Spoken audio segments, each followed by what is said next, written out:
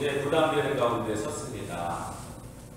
제가 1년이라고 하는 시간을 국가에서 이렇게 할애를 받아서 이제 온 지가 이제 한 달 정도 되는데 정말 편하게 1년 동안 예배드리고 섬기다가 가면 좋겠다 했는데 그러한 악한 마음을 또 목사님께서 아셨던지 한 달에 한 번 정도는 말씀을 좀 전해야 되지 않겠냐, 목사인데.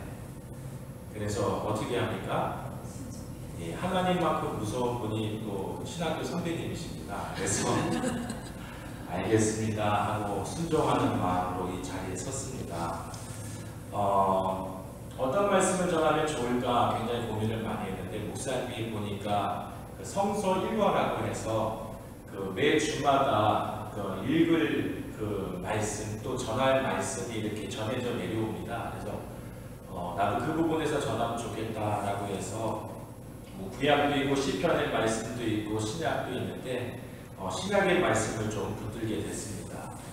그러다가 좀 약간 언어 유의적으로 제목을 좀 잡아봤어요. 저희가 이제 생활하는 데가 여기 지금 벨뷰기도 하지만 제가 항상 지나치는 데가 시애틀입니다. 그래서 그 시애틀을 좀 재밌게 언어 유의적으로 좀 풀어봤어요. 네, 시어타임이라고. 우리 가운데 있는 기와를, 우리 가운데 있는 뭔가 흠과 티를 좀 우리가 발견할 수 있으면 좋겠다. 왜? 주님의 은혜가 아니고서는 그것을 볼 수가 없거든요. 내가 완벽한 줄 아는데 주님 앞에 그 은혜 가운데 우리가 섰을 때는 우리들의 부족함을 한없이 깨닫게 됩니다. 그렇게 돼서 어떻게 해요? 주님 앞에 엎드리고 기도하고 구하게끔 되지요. 오늘 제 이야기를 가지고 좀 말씀을 시작하면 좋겠는데, 죄송한데 좀 군대 얘기를 좀 할까 하는데 괜찮겠습니까? 예. 우리 여성분들은 군대 얘기가 굉장히 지긋해 하실 겁니다. 특별히 남편이 군대에서 축구한 얘기하면 더 지긋지긋해 하실 것입니다. 근데 제가 군에서 그래도 11년 동안 사역을 해왔기 때문에 제 삶의 바운더리가 군대예요. 그래서 그 군대의 이야기를 좀 여러분들과 함께 좀 나눌 수 있으면 좋을 것 같습니다. 제가 이제 육군 군목으로 처음 부임하게 됐던 때가 이제 2014년입니다. 그러니까 만으로는 지금 10년이 넘었고 횟수로는 11년째인데요. 사역을 할 때 그래도 군인들이 항상 인사할 때 그 경례를 써오시라고 하잖아요. 그 경례할 때 어떻게 하는지 아십니까? 이렇게 딱 하면서 붙이는 구호가 있습니다. 충성입니다. 항상 충성, 나라에 충성하고 상관에게 충성하겠다라고 하는 의미가 그 인사 가운데 담겨 있어요. 그래서 모든 이들이 다 하나님께도 충성하지 않겠냐라고 저한테 항상 묻습니다.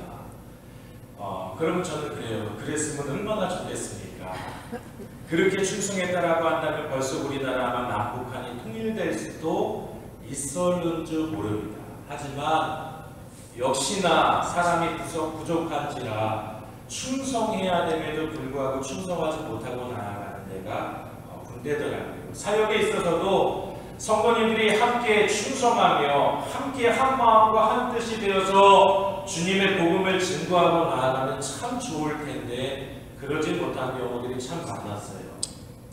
제가 첫 부임직 때의 일입니다. 한 번은요, 이제 점심을 먹는데, 점심을 먹을 때도 보면은 병사들이 먹는 식당이 있고 간부들이 먹는 식당이 있습니다. 그래서 병사들이 먹는 식당을 무슨 식당이라고 그러는지 아십니까? 병사 식당이라고 합니다. 안 어렵습니다. 간부들이 먹는 식당은요? 대단하시네요. 굉장한 눈썰미를 갖고 계십니다.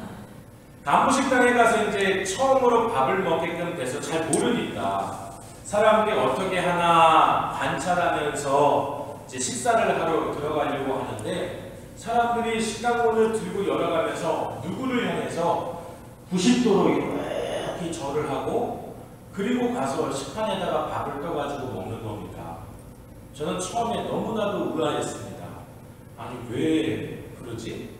저기 인사하는 대상을 보니까 대령이라고, 그러니까 영어로는 이제 커널이라고 그러죠, 그렇죠? 요 이렇게 무궁화 같은 거 3개 다신 분. 그 연대장님한테 90도로 절을 하고 들어가서 밥을 먹는 겁니다. 그래서 저는 마음속에 이렇게 생각을 했어요. 아, 오늘 내가 부임문에서 너무 기쁜 나머지 연대장님이 밥을 사나 보다. 그래서 사람들이 너무나 감사하다고 90도로 절을 하고 들어가서 식사를 하는 게 아닌가. 옆에 있는 간부님한테 물어봤습니다. 간부님, 오늘 도대체 무슨 날인데 이렇게 식사를 하고 들어갈 때 연대장님한테 90도로 감사합니다 하고 절을 하고 그렇게 들어가서 식사를 합니까? 라고 했더니 군대는 원래 그렇다는 겁니다. 뭐가 원래 그렇지라고 하는 아주 의구심이 갖고 이렇게 식사를 하고 있는데, 식사를 끝나고 나가면서 또 간부님들이 90도로 또 이렇게 절을 하고 이렇게 돌아서 나가면 될 텐데 뒷걸음질을 치면서 문을 닫고 그리고 나가는 거예요. 적응이 됐을까요? 안 됐을까요? 적응이 되지는 않았습니다. 제가 부목사로 사역을 할 때도 담임 목사님 앞에서 90도로 절하고 뒤로 이렇게 앉아가거든요. 식사 맛있게 하십시오 하고 이렇게 인사하고 그냥 살짝 목례하고 그냥 돌아서서 갔지, 그 정도까지 심하게 했던 적은 없었던 것 같아요. 야, 나는 군대 체질이 아닌가 보다라고 하는 생각이 굉장히 제 마음 가운데 많았습니다. 군대가 너무나도 힘들었습니다. 그러다 보니까 나중에는 출근하기도 싫어졌습니다. 한 번은요, 제가 시험에 들었습니다. 그래서 용감하게 새벽 예배를 땡땡이 쳤습니다. 안 나갔어요. 그냥 가기가 싫더라고요. 그리고 출근 시간이 다가오니까 출근을 해야 될 거 아니에요, 그렇죠? 했을까요, 안 했을까요? 출근도 하기 싫더라고요. 그래서 출근도 안 해봤습니다. 그랬더니 제 마음에 어떤 감정이 막 들까요? 불안한 마음이 막 드는 거예요. 혹시 이제 부대에서 전화가 와서 왜 출근 안 했냐고 이야기하면 뭐라고 얘기를 하지? 아팠다고 이야기를 해야 되나? 아니면 머리가 많이 어지럽다라고 이야기를 해야 되나? 막 고민을 하고 있는 가운데 점심시간이 다 됐습니다. 점심시간이 되도록 부대에서 전화가 안 왔습니다. 더 불안해지기 시작하는 거예요. 나중에 퇴근 시간이 됐어요. 퇴근 시간 전에는 부대에서 전화가 왔겠죠? 안 왔어요. 근데 그게 제 마음에 더 상처가 됐습니다. 나는 우리 부대에서 필요가 없는 사람인가? 나라고 하는 존재가 정말로 가치 있는 존재가 아닌가 보다라고 하는 그러한 왠지 모르는 막 서글픔이 제 마음 가운데 굉장히 가득하게 됐습니다. 그러는 가운데 부대에 안 좋은 일이 생겼어요. 그게 뭐냐면 정말 사랑하는 병사 3명이 숨을 거뒀습니다. 한순간에 사고가 난 거예요.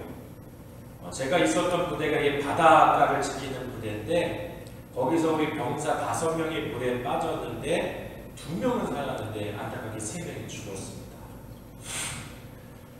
그럴 때 뭔가 부대에 큰 문제가 생길 때 그때에서는 지휘관이 저를 찾더라고요. 목사님 빨리 좀 와봐달라. 장례가 지금 치러야 될 상황인데 유가족들을 좀 만나서 돌보고 그들을 좀 케어해 줄 수 있으면 좋겠다.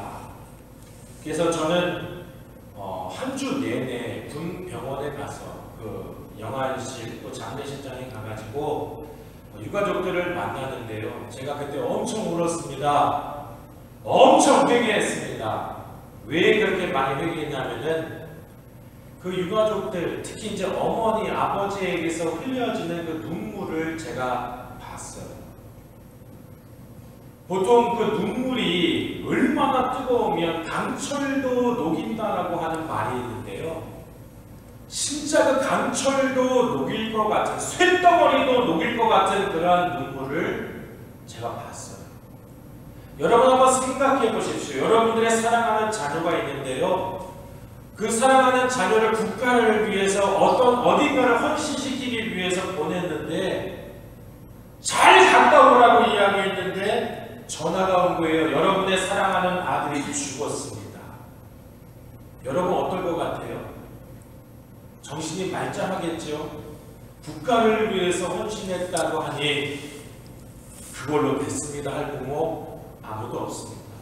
왜? 부모는 자녀를 너무나도 사랑하기 때문에 내 생명을 바꿔서라도 살릴 수 있다라고 하면 살리려고 하는 것이 부모의 마음이기 때문에. 근데 사랑하는 아들 잘 갔다 오라고 했는데 갔다가 가긴 갔는데 오는데 그 오는 것이 싸늘한 죽음으로 오니 그 마음이 어떻겠습니까? 그 눈물을 보면서 대화를 하는데 제가 견딜 수가 없었어요. 장례가 그래도 한 주 동안 잘 끝났어요. 정말 감사하게 돼요. 근데 그리고 난 다음에 제가 주님 앞에 엄청나게 회개하면서 기도했습니다. 하나님, 내가 맨날 내 피해의식에 젖어가지고 군대는 나랑 안 맞나 보다. 군대는 정말 적응하기 힘든 곳인가 보다. 내가 의무복무가 3년이었는데 3년만 잘 때우고 유학 가야지 라고 하는 그러한 생각이 제 마음 가운데 굉장히 많았었는데 하나님이 그 마음을 기뻐하시지 않는다는 것을 그 부모님의 눈물을 통해서 봤어요. 그 다음에 제 사역이 바뀌었을까요? 안 바뀌었을까요? 너무나도 감사하게 바뀌었습니다. 그 전에도 내가 조금 더 정신 차리고 군대 가기 싫다라고 부대 출근하기 싫다라고 해서 땡땡이 치지 않고 만약 그 친구들이 있었던 그 자리에 가서 내가 간절한 가운데 기도하고 그 친구들을 만나가지고 정신 똑바로 차리고 잘 살아야 된다라고 이야기했다라고 한다면 이 친구들이 그러한 실수를 범해서 그 실수로 인해서 정말 이렇게 생명이 귀한 생명이 천하보다도 귀한 생명이 죽는 일이 없었을 텐데 그 다음부터는 정말 열심히 그래서 방문을 하고 사랑하는 우리 병사들을 만나고 기도해주고 교육하고 때로 배고파하면 간식을 주며 격려하며 귀한 사명을 감당했어요. 너무나도 신기하게요. 그 다음에 한 2년 동안 사역을 하면서 그렇게 부대원들이 많음에도 불구하고 죽은 사람이 있을까요? 없을까요? 아무도 없었어요. 하나님께서 귀한 열매로 은혜를 허락해 주셨던 것을 볼 수 있습니다. 제가 군생활 한 5년차 정도 했을 때의 일입니다.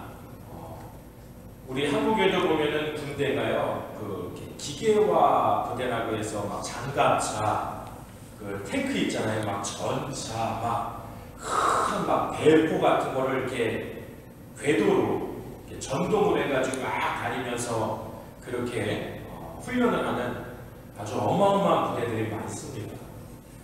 그러한 부대 가운데서 제가 근무를 했는데 한 번은 이제 지휘관이 바뀐다는 겁니다. 커맨더가 바뀐다는 거예요. 그리고 누가 오시나 라고 귀를 기울이고 있었더니 와 웬일입니까? 감리교인이래요. 그리고 권사님 부부가 오신다는 거예요.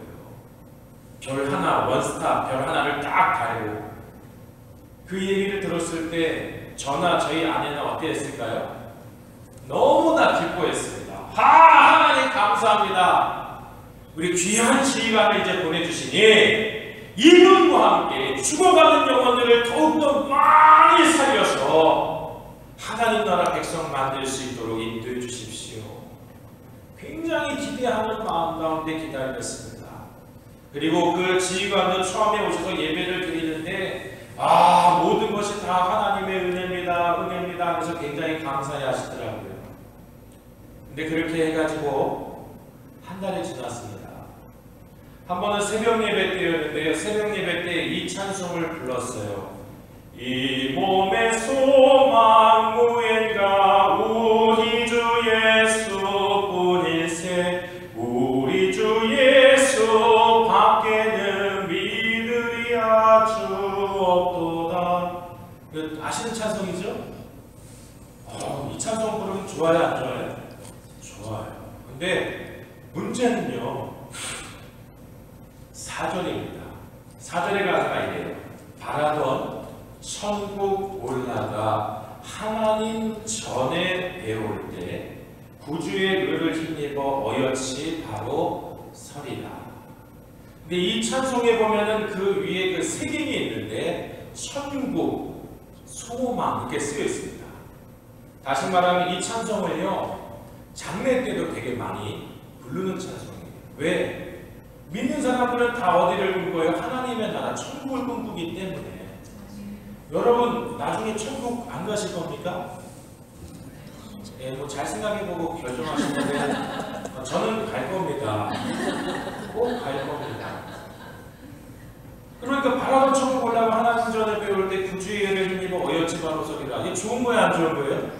너무 좋은 거죠. 근데요, 이 연단장님이 그 새벽 예배 끝나고 난 다음에 그 다음날 출근했는데 저를 부르는 겁니다. 목사님 내 방에 좀 올라와봐요. 그게 올라와서 이야기했는데 도대체 이 찬송을 새벽에 무슨 의도를 가지고 불렀냐는 겁니다. 아니 아무 의도 없이 오늘 전할 본문의 말씀과 너무 잘 맞아가지고 찬송을 부른 건데요 라고 말씀을 드렸더니 무대에 무슨 장례 나기를 바라느냐라고 이야기를 하는 겁니다. 무슨 천국의 소망이고 막 그런 것들을 새벽부터 이야기를 하냐고. 굉장히 충격이었어요. 아니 우리가 언제 죽을지도 모르는데 하나님의 나라의 소망을 꿈꾸고 나아가는 것은 너무나도 중요하죠. 근데 이분은 부대에서 장례 나가지고 꼭 장송곡처럼 이 곡이 들렸다는 거예요. 그런 의도가 전혀 아닙니다. 이런 찬송을 안 했으면 좋겠다라고 이야기하는 겁니다. 굉장히 충격이었어요. 이렇게 한 번만 이야기가 끝났으면 좋을 텐데 나중에는요 제가 설교할 때도 조금씩 얘기해서 제스처를 합니다. 많이 방해가 되십니까? 근데 그분이 그러더라고요. 이런 거 설교 들을 때 방해되니까 이렇게 꽉 잡고 뛰지 않고 했으면 좋겠네요. 충격이었습니다. 이렇게 두 번만으로도 끝났으면 참 좋았을 텐데요. 계속 콤보에 콤보를 더해서 계속 저를 힘들게 했어요. 나중에는 이분이 자기가 되게 담임 목사를 하고 싶어 하는 것처럼 느껴졌습니다. 찬송가를 부르는데 찬송가 보면은 이게 빠르기가 있어요. 뭐 이게 뭐 약간 빠르게 보통 뭐 하는데 거기에 보면은 음악적으로 이렇게 음표가 들어 있고 거기에 숫자가 있습니다. 그러니까 다시 말하면 메트로놈 어느 정도 속도로 해가지고 불러라라고 하는데 왜 그 속도로 안 부르고 자꾸 처지게 부르냐라고도 이제 이야기를 하기 시작하고 이제 교회에 찬양단이 있었는데 젊다 보니까 청년들이다 보니까 얼마나 그냥 좀 시끄럽게 하겠습니까? 젊은데 그걸 다 품고 이해해주면 좋은데 너무 시끄럽다는 겁니다. 프로의식이 없다는 겁니다. 준비된 게 없다는 겁니다. 찬양단을 안 쓰고 그냥 조용하게 연주음만 이렇게 울려 퍼져가지고 새벽 기도 마냥 조용히 기도하다 예배 드렸으면 좋겠다. 이상하다. 교회가 성도들을 위한 교회가 돼야 되는데 교회가 자꾸 지휘관을 위한 교회가 돼버리는 것 같아서 너무나 가슴이 아프고 상처가 됐어요. 스트레스를 받았을까요? 안 받았을까요? 스트레스를 심히 받았습니다. 너무 힘들었습니다. 시험 들었습니다. 그러던 차에 너무나도 안타깝게요. 엎친 데 덮친 격으로 아내가 임신을 했었는데 한 5개월 됐던 애가 아내도 스트레스를 많이 받았는지 어찌됐든지 유산을 하게 됐어요. 굉장히 저희 가족에는 큰 아픔이었습니다. 정말 셋째를 낳으려고 했었는데 그 셋째를 낳으려고 했던 것이 또 다쳐버리게 됐죠. 그 원망이 누구를 향했을까요? 그 원망이 그 가비교 지휘관 변산이 누구를 향하게 됐어요. 너무 미워하게 됐습니다. 싫어하게 됐습니다. 원수라고 여기게끔까지 됐습니다. 오늘 여러분들이 읽은 본문의 말씀은 보복하라고 하는 본문일까요? 용서하라고 하는 본문일까요?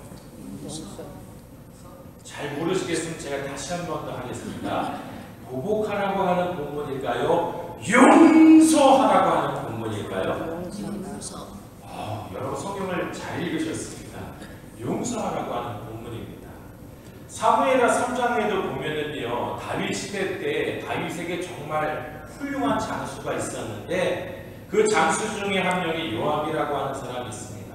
근데 이 요압 장군이 그의 동생 중에 하나 아비새라고 하는 동생이 적장인 아브넬이라고 하는 사람에 의해서 죽임을 당해요. 그러니까 동생이 죽임을 당하니까 굉장히 화가 나죠. 그런데 이 아브넬이 너무나 웃긴 건 나중에 다윗에게 투항을 합니다.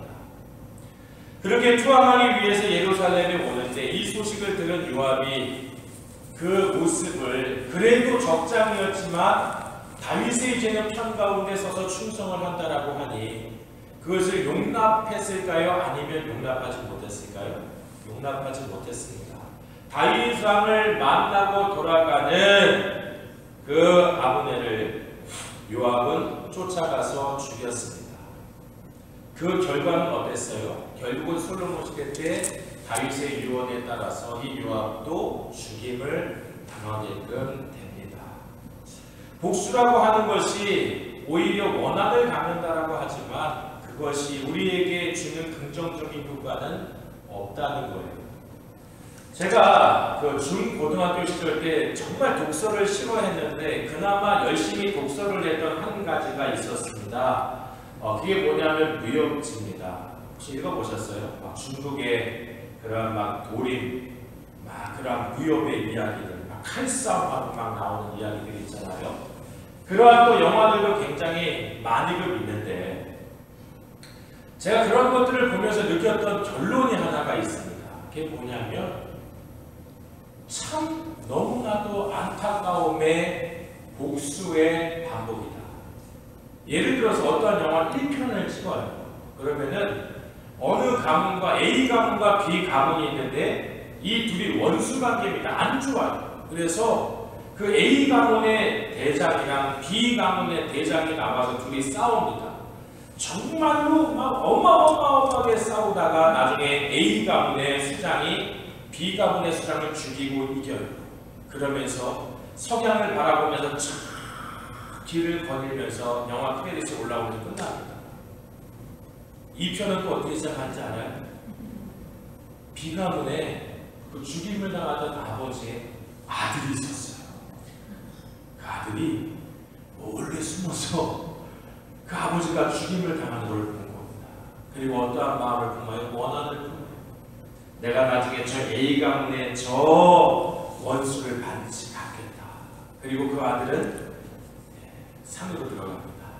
열심히 무술을 연마하고 계속 강에서 칼 갈고 얼마나 잘 섰나 보면 또 갈고 그렇게 무예를 열심히 연마한 가운데 나중에 가요. 그리한 가운데 정말 피나는 혈투를 벌이다가 아버지 원수를 갚습니다. 그러면서 또 석양을 향해서 딱 거니면서 2편이 끝나요.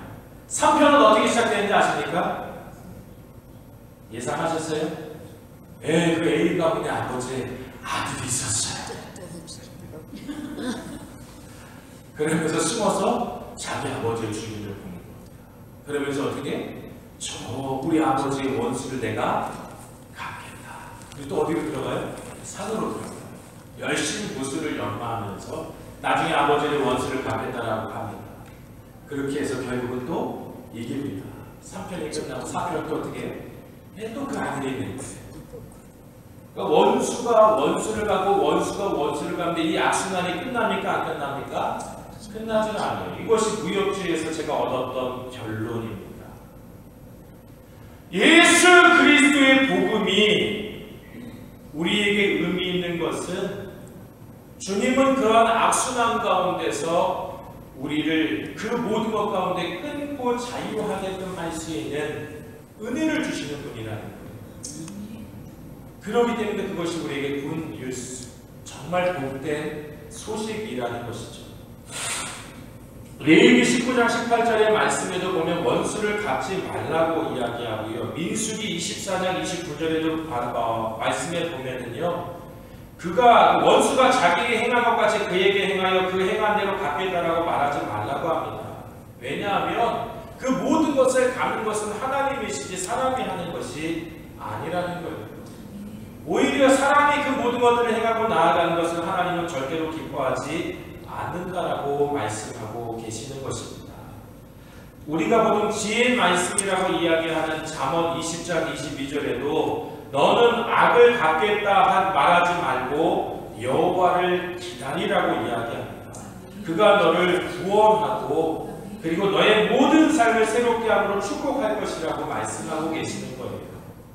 근데 참 재미있는 것은요, 하나님께서 그 모든 것들을 하셔야 됨에도 불구하고 자꾸 우리가 하려고 한다는 것입니다. 그것이 자꾸 우리를 끊임없는 악순환 가운데서 자유하지 못하게끔 하는 것을 우리가 경험하게끔 하는 것이죠. 용서라고 하는 말이요, 신약의 말씀에 보면은 엑사레이 페인이라고 하는 단어로 쓰입니다.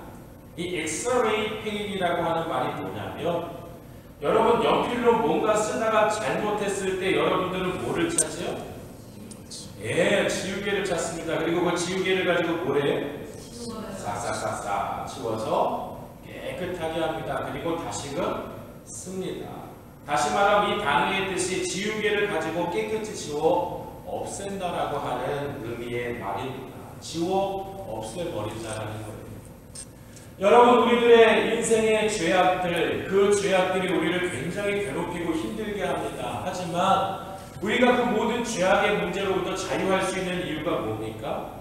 바로 예수님의 십자가 보혈이 우리를 용서하셨기 때문에 그렇습니다. 그냥 용서한 게 아니라 완전히 용서하셨습니다. 다시 말하면 아주 완벽한 엑사레이 페이, 완전한 가운데 깨끗이 지워서 없애서 그 가운데 새로운 일을 행하고 나아갈 수 있도록 다시금 쓸 수 있는 기회를 우리 가운데 예수 그리스도께서 행해 주셨다라는 것이죠. 우리는 그 은혜 가운데 감사하며 살아가는 존재라는 것을 기억해야 될 줄로 믿어요. 시간이 다 돼서 말씀을 마쳐야 될 것 같습니다. 여러분 한번 저를 따라 보시죠. 손을 한번 쭉 펴보세요. 그 다음에 이 세 손가락을 오므려 보시고요. 그리고 아무나 상대방하고 가리켜 보십시오. 예, 가리켰어요? 자, 이제 어려운 수학적인 좀 계산을 해볼게요. 이 두 손가락은 누구를 향하고 있습니까? 상대방을 향하고 있어요. 나머지 세 손가락은 누구를 향하고 있습니까? 그래요? 맞습니다. 두 손가락은 상대방을 향하는데 세 손가락은 나를 향하고 있어요. 상대방을 욕하고 상대방을 정죄하고 상대방을 그렇게 원망하면 두 개 정도는 그 사람이 잘못해 보일 수 있지만 나머지 세 개 정도는 내가 더 잘못했다. 근데 이걸 반대로요, 상대방을 가리키면 칭찬하고 축복한다라고 한다. 마고 목사님이 3치읓 이야기했죠. 그렇죠? 뭐였습니까? 칭찬, 찬송, 축복. 그렇죠? 여러분 칭찬하고 축복한다라고 할 때 그 두 개는 그 사람에게 칭찬하고 축복이 가지만 숨겨진 세 개는 나를 향해서 또 온다라는 것을 우리는 기억할 수 있어야 될 줄로 믿습니다. 정말 그러한 은혜로 우리가 정죄하고 그리고 원망하고 살아가는 것이 아니라 하나님의 은혜 가운데 자유한 가운데 정말 그 은혜를 기뻐하며 칭찬하고 축복하고 나아가는데 더욱더 힘써 나아갈 수 있는 저희들의 모든 삶이 되기를 주님의 이름으로 축복합니다. 우리들의 인생 가운데 보면 정말로 먼저 제거하고 먼저 치워야 되는 기와들이 있습니다. 근데 그것을 보지 못하고 있으면 우리는 그것 때문에 계속 힘들어할 수밖에 없다라는 것입니다. 주님은 우리 가운데 말씀하십니다. 과감한 가운데 그 모든 것들을 치워버리고 내가 너에게 행해 줄 수 있는 새 것을 가지고 그 모든 것들을 채우라고. 그렇다라고 한다면 더욱더 아름답고 귀하고 멋질 것이라고요. 정말 그 은혜가 여러분 가운데 넘치기를 주님의 이름으로 소원합니다.